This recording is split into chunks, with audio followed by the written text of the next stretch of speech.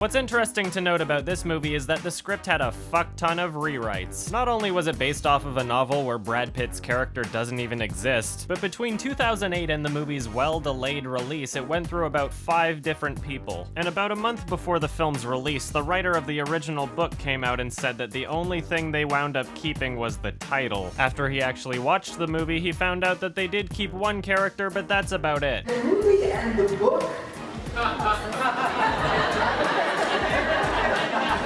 really don't have a lot in common. They've got a great title, and I specifically thought I would hate it because it was so different from the book. But what shocked me was it was exactly because it was so different from the book that I didn't hate it, because it was just somebody else's movie. It had nothing to do with me, so I was completely emotionally divorced from what I was seeing on the screen. I didn't have a moment of like, hey, Jerry Lane would never say that moment, because I didn't invent Jerry Lane. J. Michael Straczynski invented Jerry Lane. Maybe he had that moment.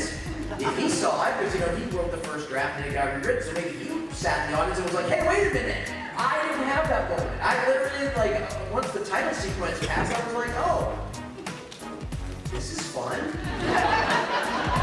Okay. So the reason why this film went through so many rewrites is because the original ending apparently kinda sucked. World War Z is currently going through reshoots at the moment. Out here again. What's the nature of those?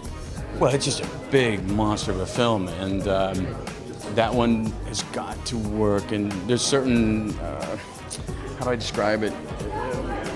It's just got to work a certain way, and the areas that aren't, we got to fix them up, and that's all. We'll get it right, and it's gonna be great. It's not unusual. In Moscow, Brad, at the premiere of World War Z, set to open tomorrow, tells USA Today that when he saw the first cut of the film, he had his doubts, saying he thought it was, quote, atrocious.